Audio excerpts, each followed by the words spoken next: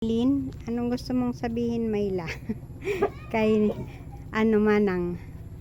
Meron pa daw siyang ibibigay na pang school supply. Papajikas daw niya. Magpapasalamat lang po ako dahil patuloy ang yata ang ni Miley ang Ayan, ang tulong kahit papaano makakamalaking tulong sa inyo yan. Maraming salamat po, Manang. Dahil po makakatulong po kay Miley sa kanyang pag-aaral. Oo, at saka hindi si Adolma hindi na masyadong sa pagkain naman kaya ninyo, Opo, no? sa pagkain po Walang kaya. problema, ang sa pag-aaral lang at saka kahit sa pag-aaral po ni Miley. Oo. Yun may pang ambos interview.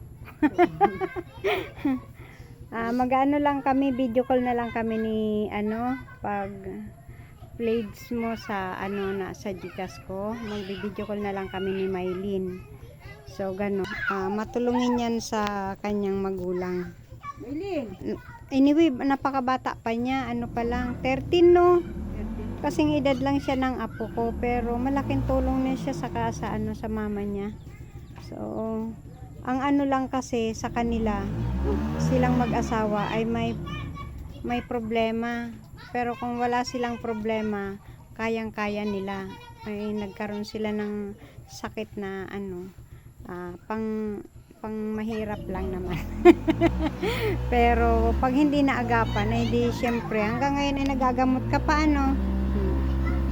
ilang ka magagamot? 6 na buwan po, pero na lang po, 2 buwan na lang.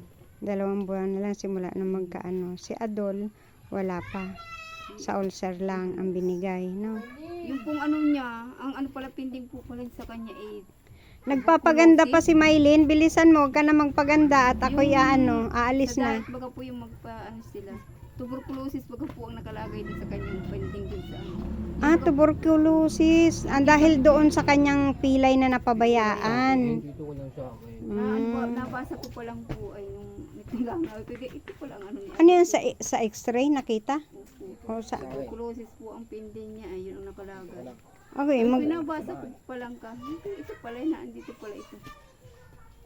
Yung po bali na nahulog daw kasi yan si papa ni Miley nung maliit pa. Parang na-trigger na ngayon kasi nagkakaedad na, tapos bubuhat ng mga mabibigat. Sa truck yung baga po yung nabaliktad na truck yung.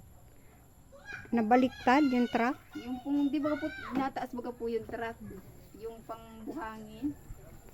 Ay, oo, nasama siya doon. Bigla ito yung pinakabunso. Uy, baby. Ayan. Hulog. Hulog ikaw dyan, hulog ikaw. Hawak. Manang, maraming salamat po sa inyong pagtulong, pagsisikapan ko po ang aking pag-aaral. Maraming salamat po. Mag-a-update po kay Ate Milet, more blessing po kay Manang. Maraming salamat po sa ibinigay ninyong tulong kay Maylin na andito po siya ngayon. Bibili niya po yung kulang na gamit dahil po may kulang pa siyang gamit na kailangan niya sa school. Yun lang po, at maraming salamat po, lalo na po kay Ate. Salamat niyo po. Yun.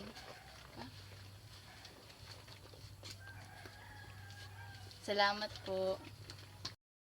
Manang, maraming salamat po sa ipinadala ninyo sa akin dahil nakabili na po ako ng gamit.